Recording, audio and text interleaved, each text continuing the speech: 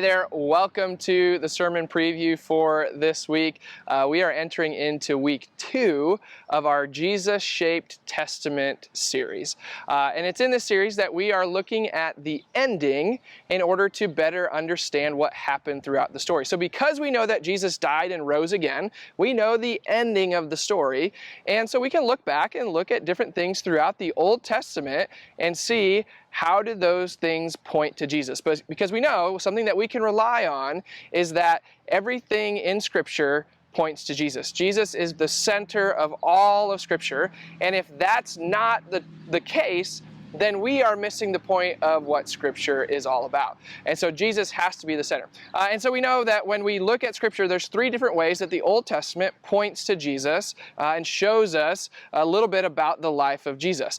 We've got promises or prophecies, we've got patterns, and then we have presence, so where Jesus was present in the Old Testament. I read somewhere earlier this week that said that the Old Testament is simply a biography of what Jesus would face before he would face it. And so we can look at the different ways, whether it's prophecies or patterns or shadows, of the things that Jesus would go through as he comes into the world. And so this week, we're going to be looking at a pattern or a shadow of a person in the Scripture that shows us some of the things that Jesus might go through. And there again, if we were to just look at this person without looking at it in light of Jesus, we wouldn't think anything of it. But if we look at it in light of what Jesus went through, then it will help us understand and see how this is a shadow or a pattern of what Jesus went through. So we're going to be looking at Joseph this week. There's so many great things within the story of Joseph on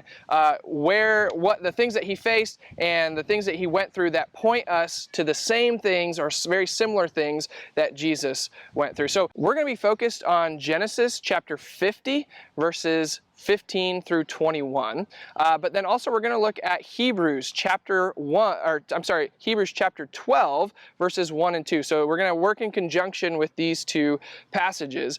And the whole idea behind this is that the things that Joseph went through is very much a shadow of the things that Jesus went through, right? The effect that Jesus had has more of a eternal effect, where Joseph, the things that he went through had kind of a physical effect in helping the people of Israel, right? And so we see that there's just this wonderful connection between Joseph and Jesus. And so I can't wait to help us see those connections. One of the really cool things within this passage here, it's in Genesis chapter 50, verse 20, is that Joseph, he's talking to his brothers and he says, "You meant this for evil, but God meant it for good," right? So he's talking about everything that happened.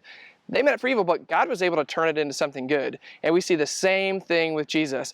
The Jewish leaders, the Romans, they meant it for evil. They wanted to get rid of Jesus, but God meant it for good. He brought a wonderful, wonderful thing out of it. He brought the saving grace that we experience because of the death and the resurrection of Jesus. And so there's just some wonderful things that come from this Genesis 50 passage, but then also when we connect that in light of what Jesus went through. So the other thing that we want to make sure and highlight here is that this Saturday is Church at the Cabin. So the passage that we're talking about here, we're going to talk about this on Saturday night, Church at the Cabin.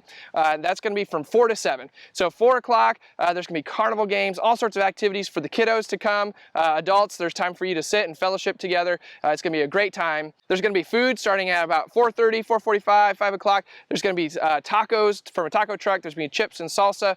So it's going to be a great meal for us. And then starting at 6 o'clock, we will have our worship service. And so it's going to be a wonderful time of singing, of worshiping, and then digging into the Word to see and make these connections between Joseph and Jesus, and to see how God was working in and among and through that. And so really looking forward to this, really looking forward to Saturday night, Church at the Cabin. Always a wonderful time. Really hope that you can join us for that. But then also Sunday, there's a kind of a reflective service. So we encourage you to come to that. Even if you come on Saturday night, we encourage you to come on Sunday. It's just a time of singing, of scripture, of reflection and prayer.